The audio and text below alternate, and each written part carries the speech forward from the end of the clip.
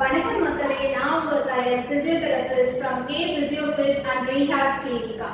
இன்னைக்கு கயலுடன் சில நொடிகள்ல நம்ம பார்க்க போற விஷயம் என்னன்னு பாத்தீங்கன்னா, நம்மளுடைய ஃபீட் மசில்ஸ்க்கான எக்ஸசைஸ். நம்மளுடைய ஃபீட் மசில்ஸ்ல நம்மளுடைய டோஸ் ரொம்ப சின்னதா இருந்தாலும் நம்மளுடைய சின்ன மசில்ஸ்ல நம்ம எக்ஸசைஸ் பண்றது மூலமா நம்மளுடைய ஸ்ட்ரென்த், நம்மளுடைய பேலன்ஸ் ஆக்டிவிட்டி, ஸ்டெபிலிட்டி அதை நம்ம இம்ப்ரூவ் பண்ண முடியும். அதுக்கான ஒரு சிம்பிள் எக்ஸசைஸஸை நம்ம இப்போ பார்ப்போம். நம்ம இப்போ பார்த்தீங்கன்னா கால் ரெண்டும் நேராக வச்சுட்டு நம்மளுடைய டோஸை ஜஸ்ட் கர்ல் பண்ணி அப்படியே நீட்டணும். உங்களுடைய டோஸை எல்லா விரலுமே நல்லா மடங்கணும். மடங்கிட்டு ஒரு 2 செகண்ட்ஸ் அப்படியே வச்சுட்டு நீட்டணும். இந்த மாதிரி ஒரு 10 முறை பண்ணீங்கன்னா உங்களுடைய டோஸ்க்கு நல்ல இம்ப்ரூவ்மெண்ட் தெரியும்.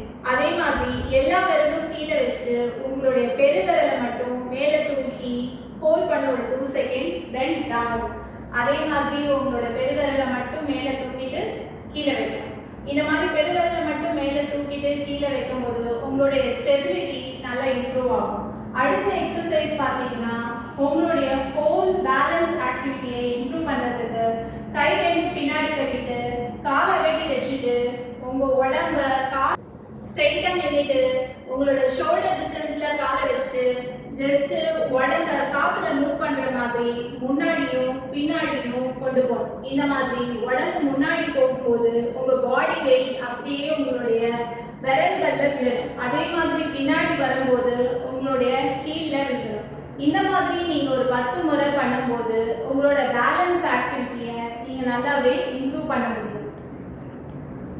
நெக்ஸ்ட் பார்த்தீங்கன்னா, உங்களோட ஃபீட்டை நெக்ஸ்ட் எக்ஸசைஸ் பார்த்தீங்கன்னா, உங்களுடைய ஃபீட்டை அகட்டி வச்சுட்டு ஷோல்டர் டிஸ்டன்ஸில் வச்சுட்டு ஜஸ்ட்டு உங்களுடைய குதிகாலை மட்டும் மேலேயும் கீழேயும் தூக்கி இறக்கணும்.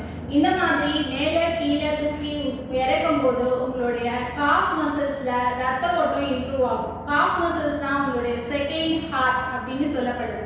ஸோ இந்த மாதிரி நீங்கள் பண்ணும்போது உங்களுடைய பிளட் சர்க்குலேஷன் நல்லா இம்ப்ரூவ் ஆகும். இது மாதிரி ஒரு 10 முறை பண்ணணும்.